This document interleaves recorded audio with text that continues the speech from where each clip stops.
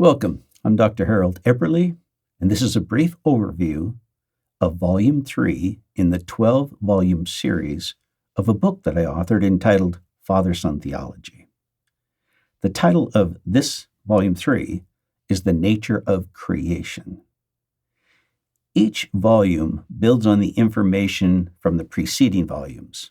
So we're going to begin this discussion with a diagram that helps communicate, helps review what we've already learned when we went through Volume 1 and Volume 2. So as I put up this diagram, I hope that you can recall, I hope you've had opportunity to watch the preceding teachings, that we have developed this picture with a timeline in the middle, and above the timeline, we're talking about the Hebraic biblical foundation that leads to biblical Christianity. Right now, there's nothing really put in that top above the timeline because we're not going to discuss that yet. That will be in our next slide. Right here, we want to focus below the timeline. That is where we have been developing Western Christianity, which is within Western civilization. So looking more carefully below the line, you will first can position in time by noticing the cross on the timeline. That represents when Jesus was alive, lived, died, resurrected. So you have a reference point. Primarily, we will be discussing now things that happened since the time of Jesus. In preceding discussions from Volume 1 and Volume 2, we laid that foundation where you can see this diagram, small snapshot of a spiritual world with earth. There's actually 3 snapshots of this two-part world, 2 worlds, a spiritual world and a natural world. And we explained how before Jesus, the foundation of Western civilization was set, and it continues to build on that same foundation. It will help me to communicate with you if you'll become comfortable with 2 words that I can start using freely right now, and you may already be comfortable with these, but for anyone that's not, first I'd like to say the word cosmology, which is made up of cosmos, meaning world, ology, meaning the study of. So cosmology is someone's understanding of how the world began and therefore of what does it consist today. For a Christian, they also want to include in their cosmology what's God's role in bringing this world into existence. So each of these 3 diagrams below the line represents a cosmology. And it's the same cosmology developing during Western civilization. The first image, which has spiritual world at the top, earth down below, we see the spiritual world above, and then earth below. Because in primitive societies, they simply thought of themselves as living on earth. They didn't have the concept that you and I do, that all of creation is part of the natural world. There tended to be up there and down here, but then gradually, after people thought of the heavens and the earth, there was a gradual shift to think of the heavens as the spiritual world versus the earth. So again, we're just talking about how did the development of Western civilization begin? The cosmology was founded in the understanding there's 2 worlds, up there and down here. The second word I want to commonly use without being concerned that you're not on the same page as I am is the word dualistic or dualism. And that word simply means 2 parts. So this is a dualistic cosmology, 2 parts, 2 worlds. Western civilization is built on a dualistic cosmology. Now, I'm using the word dualistic in its most simplest form. That's important to point out because in different fields of study, the word dualistic has little nuances to it, little variations. And in fact, before Jesus came into the world, the ancient Greek philosophers, when they used the word dualistic, they not only were saying it's 2 worlds, it had the implication that one world was good and the other was bad, or one was good and the other's corrupt. That would be more accurately how the ancient philosophers thought. They thought the spiritual world was perfect and the natural world is corrupt. Now, that was thought, and that's how they thought back before Jesus came into the world, the ancient Greek philosophers.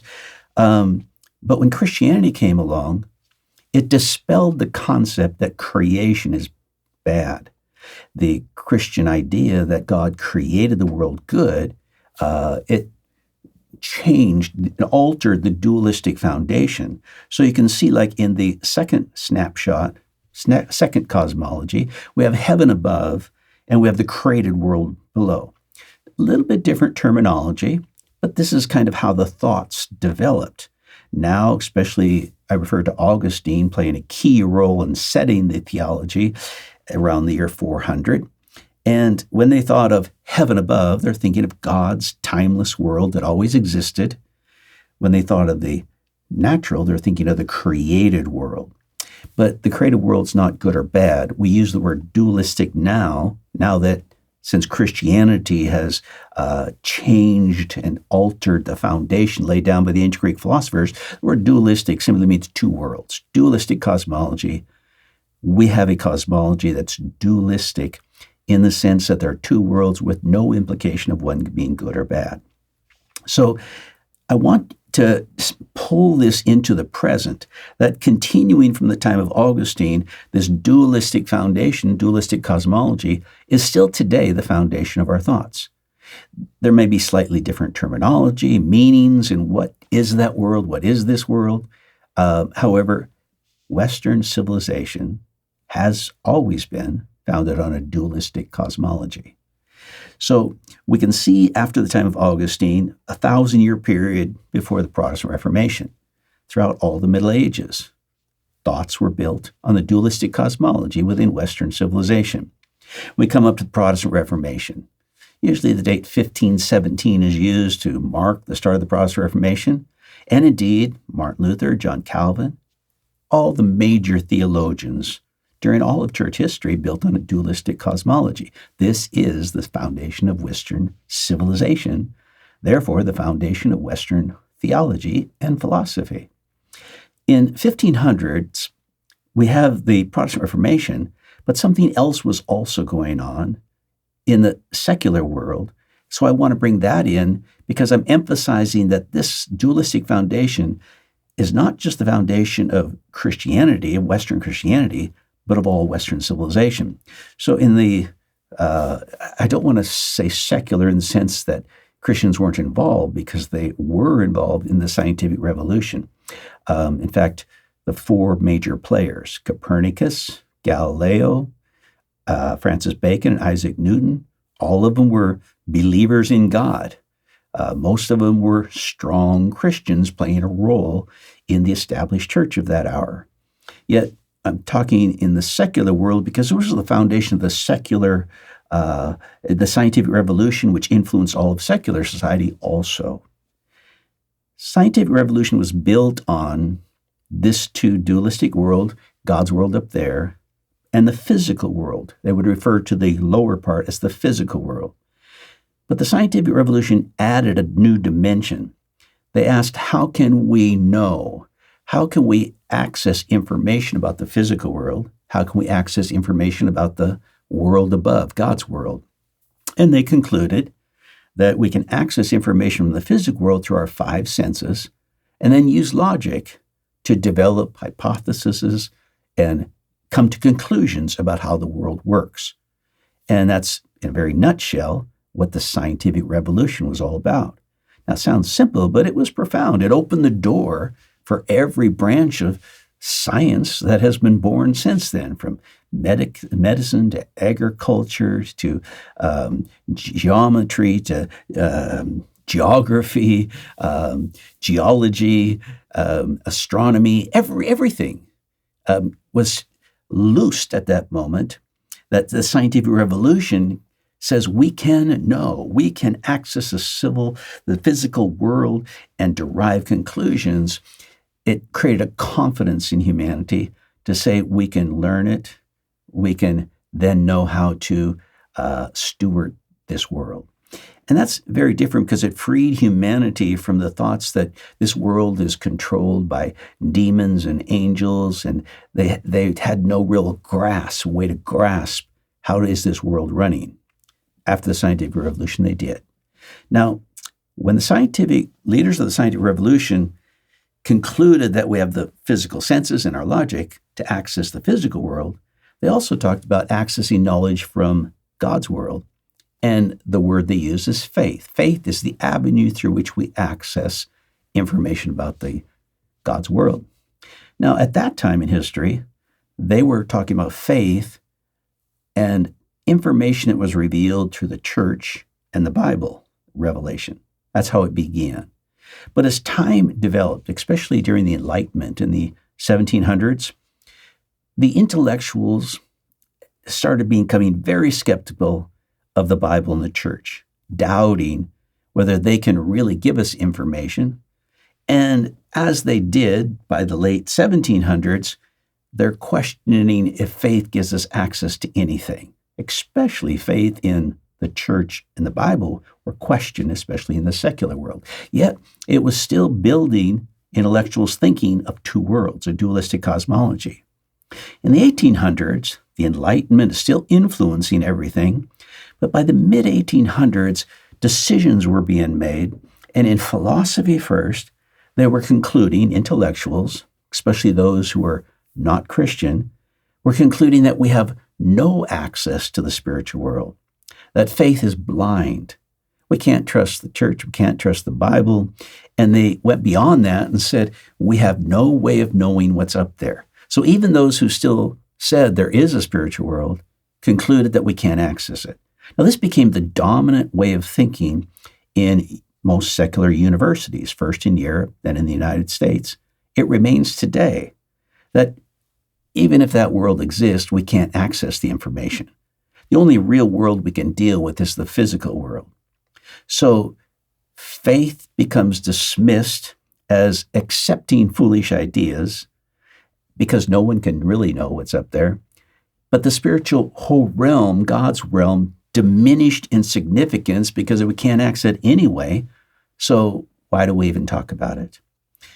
By the early 1900s, this was a very settled issue by leaders of most of the secular universities, and it was a foundational thought pattern. But it's still dualistic at the core, the cosmology reaching deep. Yeah, we're building on two worlds. That top world, it's insignificant now. Of course, Christians are not going that way. They continue to believe, but they have been influenced by the process of Western civilization, how it moved throughout time. And philosophers profoundly influenced the scientific world, the educational world. The foundation of Western education is built on this, primarily back in the scientific revolution, that there is a God's world, there is a natural world, but we can't access that world.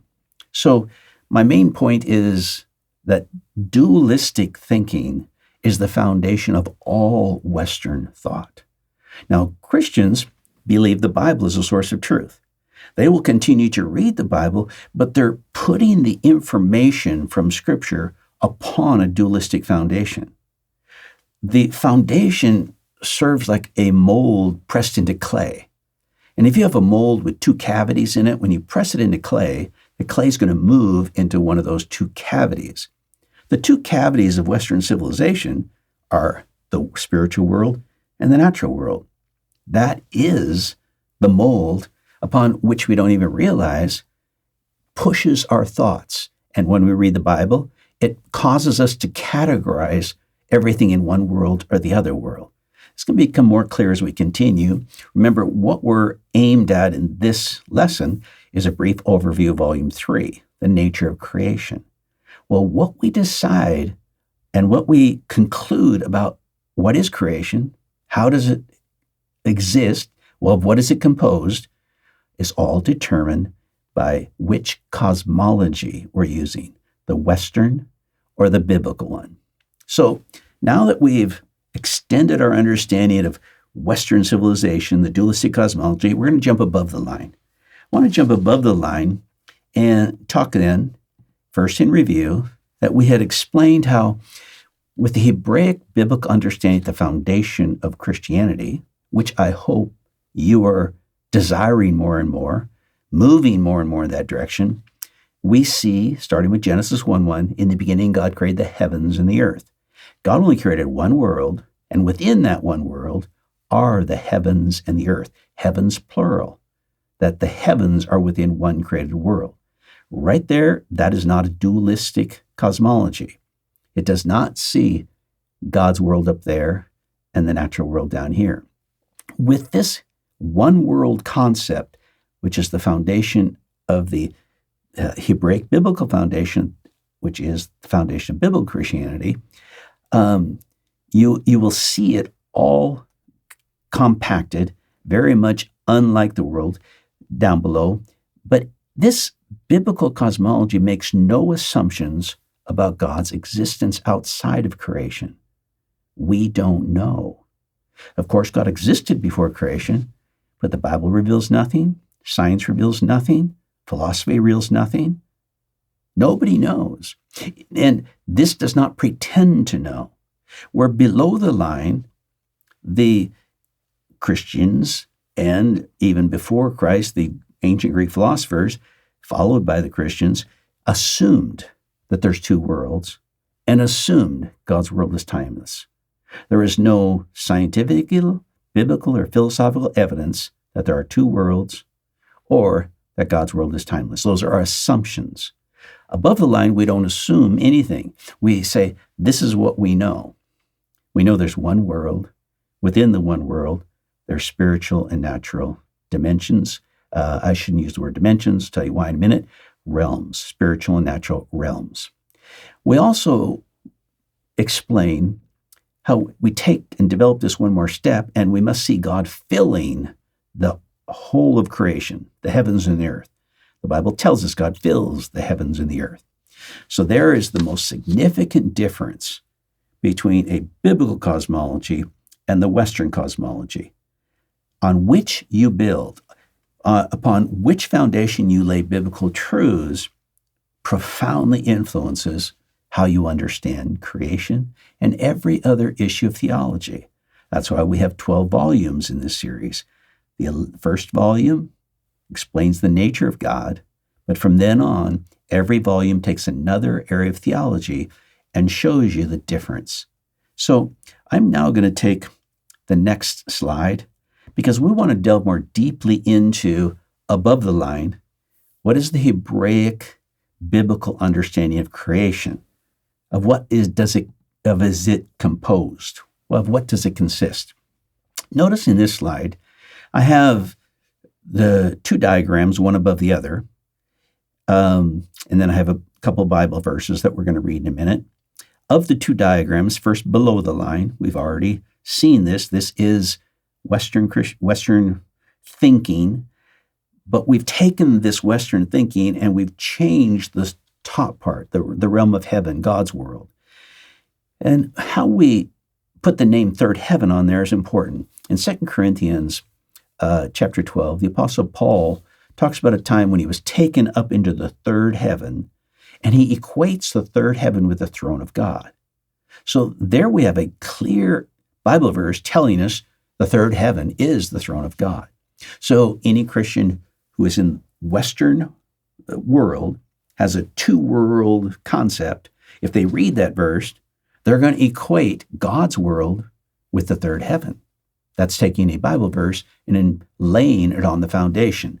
The mold that is pressing into clay causes you to equate God's realm with the third heaven.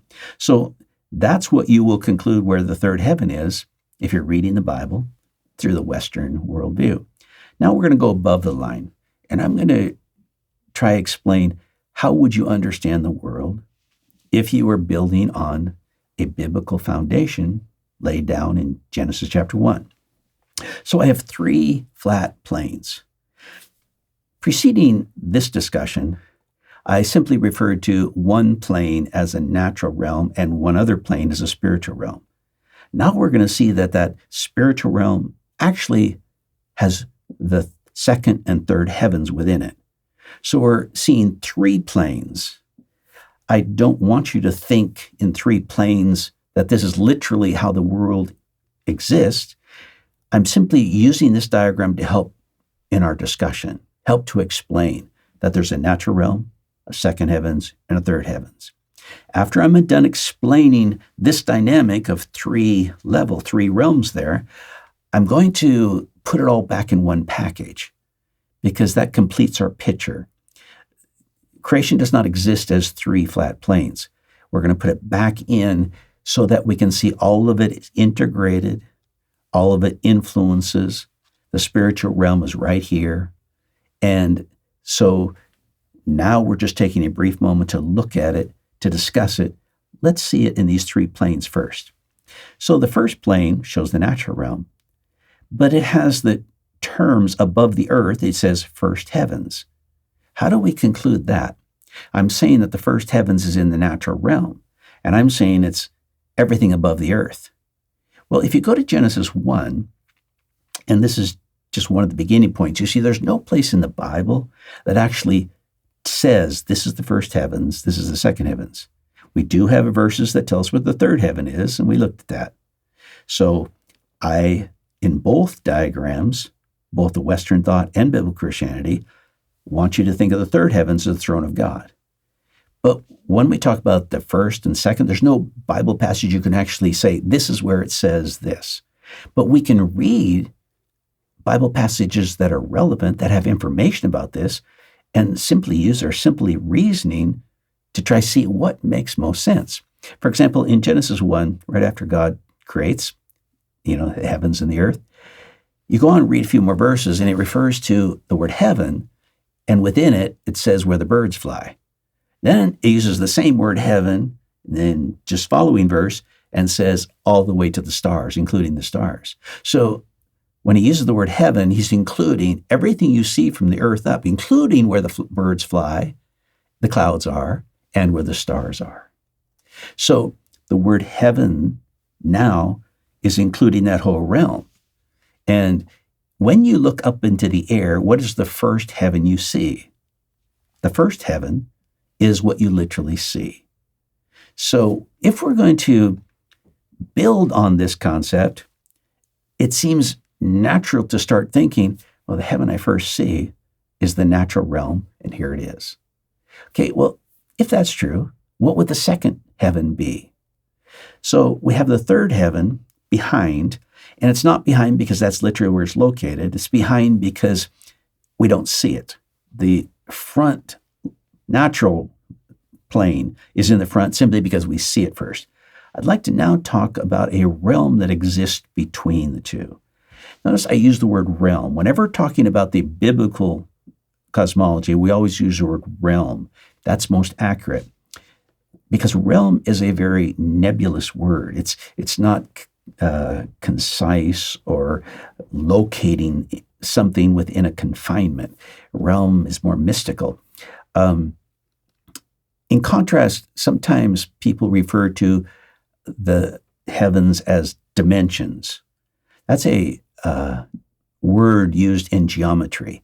And when you speak in dimensions, you're literally thinking of one dimension being a line, two dimensions adding, perhaps the one dimension being a horizontal line, two dimensions including the vertical line, three dimensions having a forward and backward. And then we'll talk about a fourth dimension, okay? That's in geometry.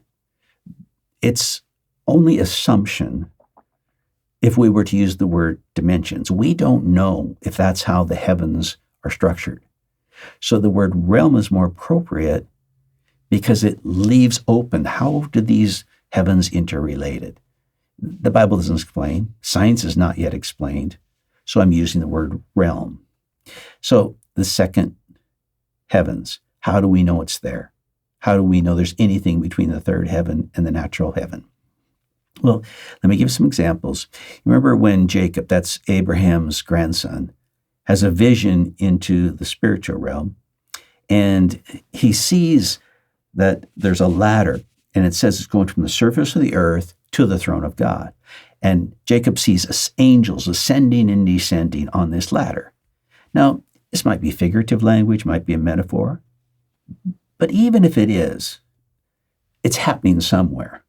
It's talking in the context, and there are many other verses that add to this. If I only had this one verse, I'd question it, but I'm just giving you one example right now. I'm going to give you more. That there are spiritual dynamics going on in a place that That's not the third heavens. It's not the natural realm, but it says it goes from the earth to the third heavens. Okay, there's one example. Angels are moving from the third heaven down to earth. Then you think of Ezekiel. Ezekiel's one of the prophets, and in chapter 1 of Ezekiel, he describes seeing this creatures, and their wheels are spinning, and lightning is flashing, and there's different faces, and it's a very mystical sight that he says. But he explains it goes from the surface of the earth to the throne of God. Okay, so this thing doesn't exist in the third heaven, doesn't exist in the natural realm. So this incredible thing exists in some dimension between the third heaven and the natural realm. Then there's many examples in the Bible of angels and demons, whether they're interacting or whether they're just individual, whether it's evil or good. It has to be happening somewhere. I have 2 verses here now we're going to read because they also support this idea that there's another dimension. No, I'm sorry, I used the word dimension. Another realm. Here's Colossians 1:16. For by him, that's Jesus, all things were created both in the heavens and on earth. Notice, all things in the heavens were created. Okay, now, to be created, it has to be in time. It has a beginning. Western cosmology is founded on God's in an uncreated world. It has to be uncreated because they say it's timeless. Okay, now, anything created has to be in time because it had a beginning. It has a time moving things along.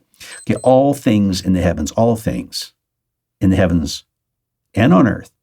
Then he says visible and invisible. Invisible, so the spiritual things that are in the heavens are also created, whether thrones or dominions or rulers or authorities. Now he is giving us that included in this are these thrones and authorities and rulers. They're not in the third heaven.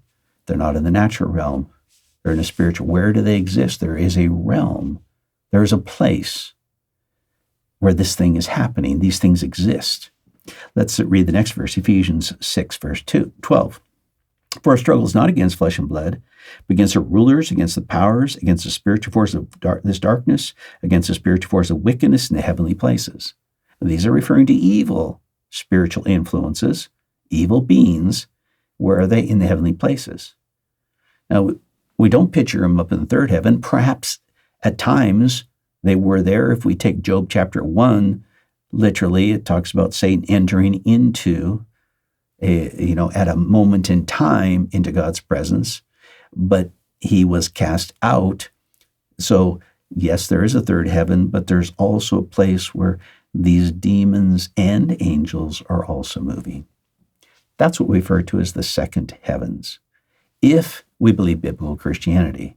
Now, before we leave this slide, I want you to note one more thing. Go down to the lower Western thought, the dualistic cosmology. If you ask someone who's trained in Western theology, where is the second heavens? They have a very difficult time answering. Even a theologian who's trained to understand these things, because he's a Western theologian, he has a dualistic cosmology. So you ask him, where's the second heavens? Well, he or she can't put it in the third heaven because the third heaven is God's realm. It's timeless. You couldn't have demons and angels moving in a timeless realm. They couldn't go in and out of a timeless realm. So by their definition of what the third heavens is, they can't put it in the third heaven. Where's the second heaven, you ask again? Well, their only option is it's in the created world. It's down below, because they only have 2 options in a dualistic worldview. It can't be in the top, and the mold presses the clay into one or the other, so the second heaven must be in the bottom, which to them is the created world, is the natural world. To them, the natural world is what's below, so they have to put the second heavens within the created world. And now, they don't like to answer, but if pressed, usually Western theologians will say, well, the first heavens is from the earth to the clouds, and the second heavens is from the cloud to the stars. Now, there is no verse biblical, or there's no extra biblical writings that talk about this. It is simply the only option they have. But now notice, when they put the second heavens as the cloud to the stars, it's a natural realm. They have no place for spiritual dynamics other than God's throne room and natural dynamics in the natural world. They have no place within Western theology. Now, this is not the common Christian, Western Christians sitting in the church pews. Common Christians, they think there is a spiritual world. They think there are angels and demons. I always believed that, even though I was a Western Christian. I am a Western Christian, okay? But in theology, the more someone has been trained to bring their thoughts into alignment with Western theology, the more they have no place for spiritual things aside from God in his throne room to exist or interact or do anything. That realm doesn't exist within their theology. Now, if a Christian trained in theology reads a Bible passage that talks about Jesus casting a demon out of a person, they will, while they're reading the passage, envision, oh, there's a spiritual demon. Jesus casted a demon out of a person in one incident, and then he casted those demons, plural, into a herd of pigs. They might envision that and say, oh yeah, there's a spiritual realm that happened. But as soon as they stop thinking, they will accommodate their vision in their mind to what they're reading in the Bible while they're reading about the passage. But when they come back and no longer are thinking about that passage, because their theology has a dualistic framework, their thoughts must come back into alignment with, no, there's God's world and there's the natural world. So people might make accommodations while they're thinking temporarily about a passage that talks about spiritual dynamics. But Western theology actually has no place for spiritual dynamics to happen. And the more thoroughly trained someone is in theology, the more they have studied in a Western seminary, Bible college, the stronger is the pull. The same thing happens in secular Western society, our educational system, universities. People don't realize it's happening, but they're more and more their thoughts are being confirmed. Words, by their very definition, they're defined to fit into one category or the other. That is Western civilization. This has profoundly impacted Christianity worldwide. Like, I think I mentioned more than 40 years traveling to other nations, and many of the people of other countries read the same Bible we read, but come to different conclusions. One of the most profound things, like in China and India, okay, over half the world's population, right there, okay, huge populations. I don't know that it's over half anymore. It's pretty close. Combine the two, okay, and it's just huge, okay. Both of those two big regions, those civilizations have a spiritual world that is corresponding to the natural world. In India, the Buddhism and Hinduism profoundly influence India. Both have a spiritual world that corresponds with the natural world. In China, the foundation of their civilization, there is a spiritual world corresponding to the natural realm. Chinese people today commonly talk about qi, which is a spiritual energy. They envision there's some spiritual energy with all physical things. Okay, that's a different cosmology than Western civilization.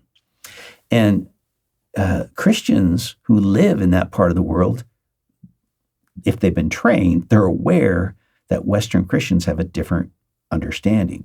There have been many theologians, significant leading theologians in China and the Orient, other parts of the Orient, who have asked Western Christians to stop teaching their people. They've asked them to stop sending your books.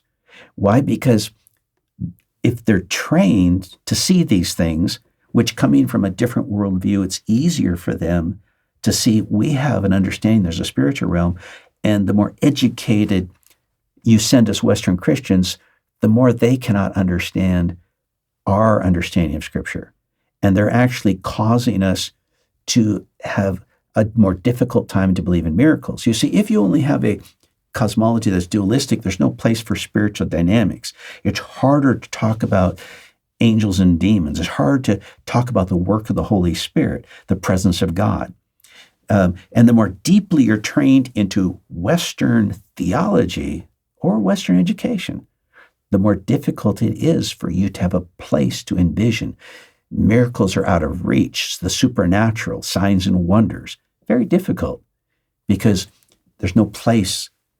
The mold has pushed the clay in one direction or the other. Now, as Western people, we don't realize that we think this way.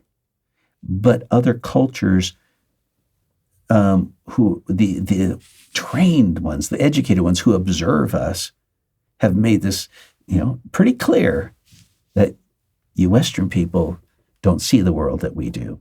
And we have to ask the question, who has a more biblical worldview? And I propose to you that Western Christianity is built on an unbiblical worldview.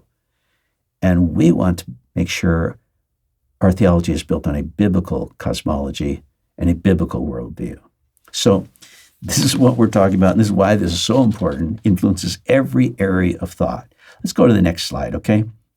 I'm now just simply putting back into our diagram with a timeline in the middle, this now concept. And I have put the third, second, and first, second, third heavens. And you might not be able to read it because there's small writing on that, but creation, I put it in one package. Of course, it's not rectangular. I just have to draw it somehow. Yet we want to see that the first, second, third heavens are integrated, influencing each other, and right around us, right here is the spiritual world. God fills the heavens and the earth. And if we can shift our thinking, we will understand the scriptures in a different way. Right now, we're trying to understand creation. Of what is it composed? We've located the first, second, third heavens and come to different conclusions than Western Christians do. So now that we've had this, I'm going to take to the next subject, something very significant about creation, how it's composed, but time is one of the next fundamentals that we have to understand. And you will understand time differently if you're trained in Western civilization versus biblical thought. So here I have 3 snapshots, and they're all referred to as the eternal now. And so these are 3 different pictures, slightly different perspectives of the same idea, the eternal now. Augustine is usually acquainted with that terminology, eternal now, but he actually got it from Plotinus. And when we were studying in previous volumes, we explained how the leaps from Plato to Aristotle to Plotinus, being the 3 major players in developing thought patterns that Augustine brought into Western Christianity. Plotinus was not a Christian, far from a Christian. His number 1 student, Porphyry, wrote a series of articles entitled Against the Christians.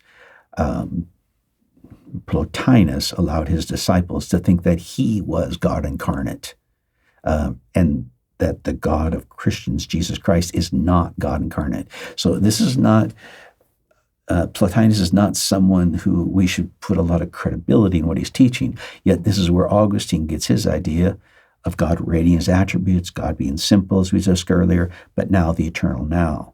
Okay, what is this concept of eternal now? Well, if you are a Western person, you see God lives in a timeless world and we live in a temporal world. If you think deeper, you'll sooner or later ask, how does God, who is timeless, perceive the natural world? Okay, that's the question that's being answered. Augustine thought deeply about this. Most theologians at some time think deeply about this. How does a timeless God perceive a temporal world? Okay, so they're building on the Western cosmology, and that's what this diagram is. These 3 diagrams, taking the first one, where it talks about Plotinus, Augustine, believing eternal now, it shows God's timeless world brought down to the natural world. Now, I don't want you to think that this is literally the 2 worlds are coming together. We're simply bringing it down for our discussion purposes so we can answer the question, how does God, who exists in the timeless world, perceive the natural world? Okay, what does it look like to him? How does he, okay, so that's what we're doing. And the answer is God sees everything in the eternal now. Okay, that's why we come up with that title. And this is the standard theology throughout Western Christianity. Western theology is built on this because it's a logical outcome. So here's how we explain it. God's timeless, okay, but we have that rectangle on top. Then the lower rectangle, being the natural world, there's a timeline in it to represent that time is flowing in a linear fashion in the created world down here. And God, who is in his timeless world, if he is timeless, would see the entire timeline in the created world. It would all stand before him at all times. He would be able to see you and I right now as we are. But 1,000 years in the future, he would see it right now as if it's now to him. 1,000 years in the past, he could see that day as if it's now to him. Everything is now to him. It's all standing right in front of him. If God exists in timeless realm and he's perceiving the natural realm, he would be able to see all of it as if it's now to him. That's what's meant by eternal now. And that is the standard, one of the foundations of Western philosophy, theology, and civilization as a whole. So here we've got this concept, a timeless world coming down. Well, it's going to look at the second diagram, the middle diagram, because it just gives us another perspective of it. In the lower part, the created world, rather than seeing it just as a flat plane, I've tried to draw it as if it's slices of bread, but they're slices of time.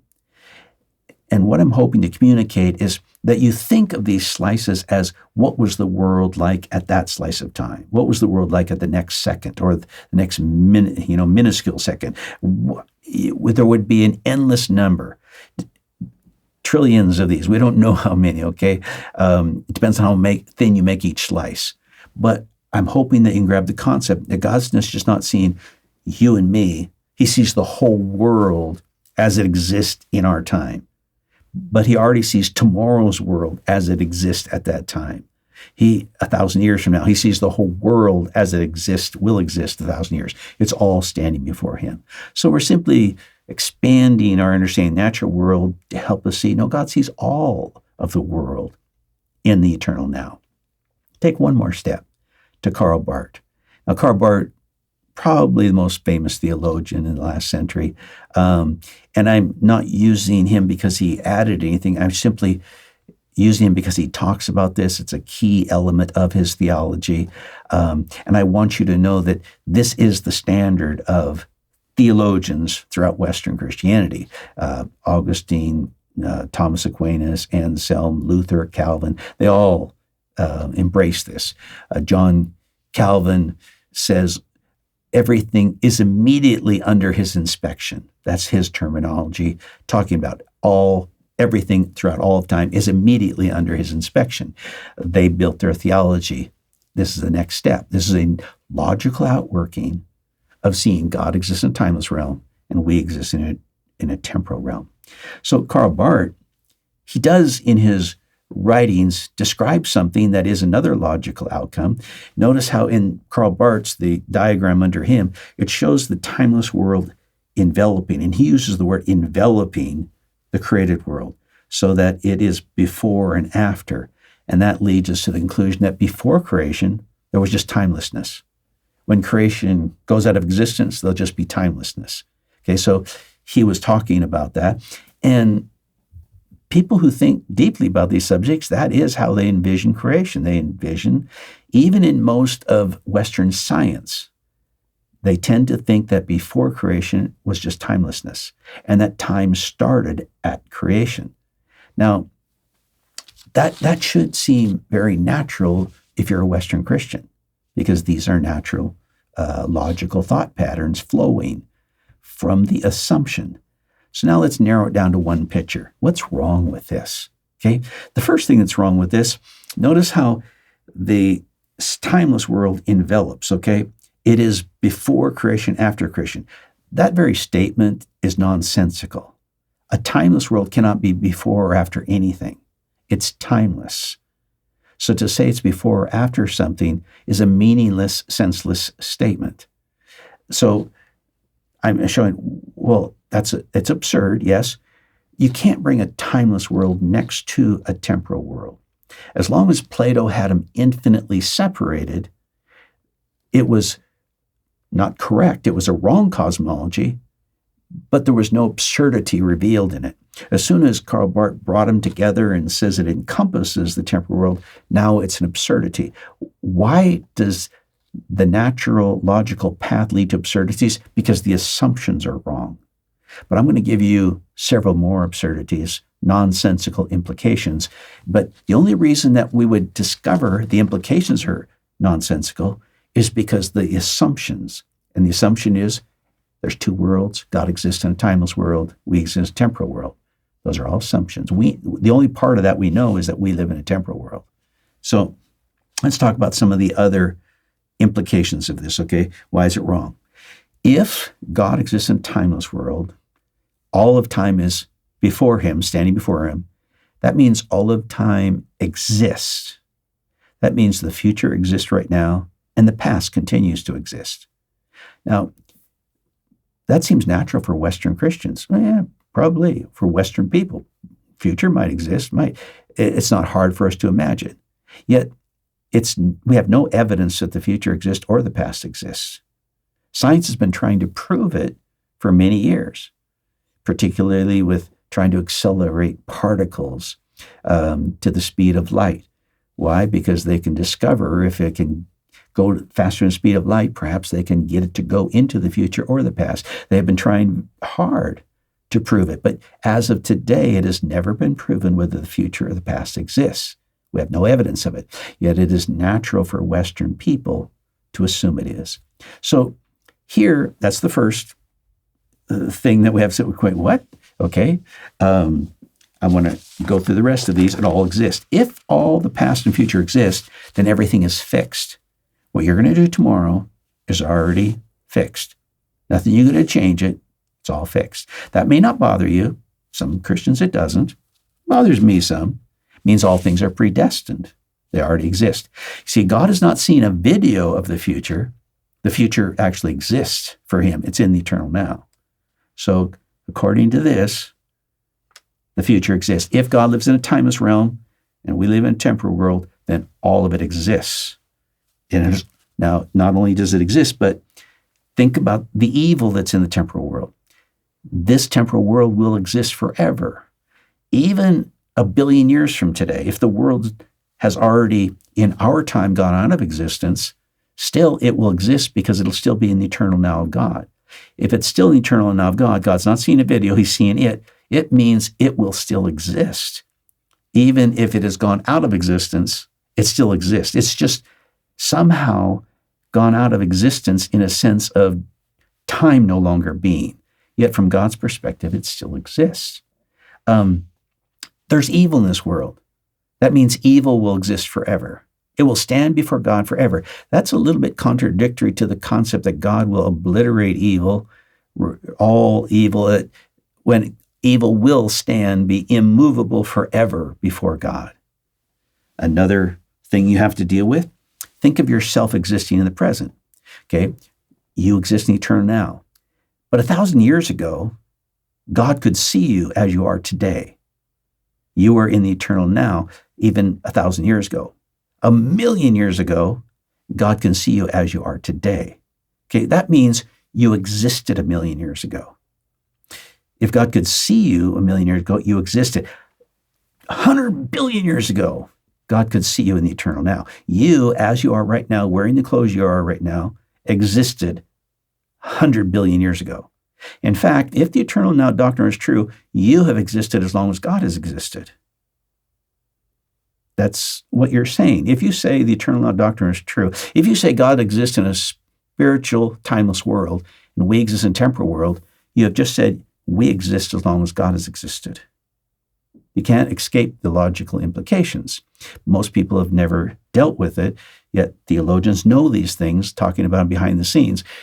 They have to accept these if they're going to accept that God exists in a timeless world. Okay, beyond that, okay, here's you, but tomorrow's version of you has also existed from eternity past.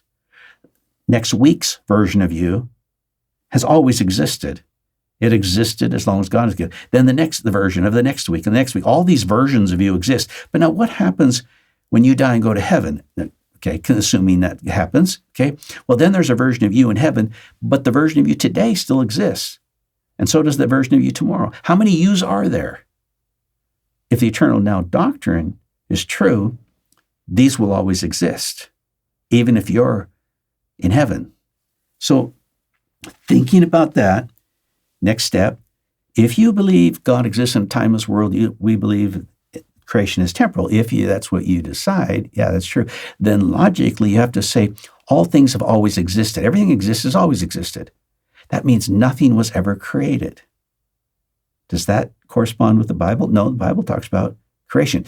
If you accept the eternal now doctrine, you have to believe God's not a creator. Nothing's ever been created. It always existed. And God is not a creator. These are the logical assumptions. Why are they nonsense? Why are they contradict the Bible? Because the assumptions aren't in the Bible. The assumptions that there's two worlds and God is timeless is not from the Bible. It's from ancient Greek philosophers. And when you have false assumptions, they lead to false conclusions. Now, I've been trying to bring each of these brief overviews of volumes down to, about 50 minutes or less. And I'm coming up to the end of my time here. But now that I have challenged the view of time that is comfortable for most Western people, I should give you an alternative view. What would be the view above the line if you build on the biblical foundation? Well, I don't have time to explain it all. It's all written in volume 3, and I hope that you get time to read it because you will find an explanation of time that is in agreement with Scripture, present scientific evidence, and you will see it includes the concept that time is relative because scientific evidence, it has been proven that if you approach the speed of light, time slows down. Gravity also influences the speed of time relative to something that's at a different place in regard to gravity. That time does move at different speeds. We can easily develop a concept of time from the biblical foundation, and it contradicts what Western people conclude about time. There's only one thing that I would really help me to say. With a biblical foundation, you will conclude that time does not begin when creation began, that the time is not linked to creation. Time is linked to the existence of God. That because God exists, time exists. Now, we read about that and explain it, and I hope you get the time to read Volume 3, because it profoundly changes your orientation, your perspective, and how you understand Scripture. This is a biblical foundation. We're trying to say, well, let's be honest. If we were to take the Bible and put it on a biblical cosmology, at what would we arrive? You arrive at, first, you go through Genesis chapter 1, and it says, first came day 1, then day 2, day 3. Day 3 did not exist before day 2.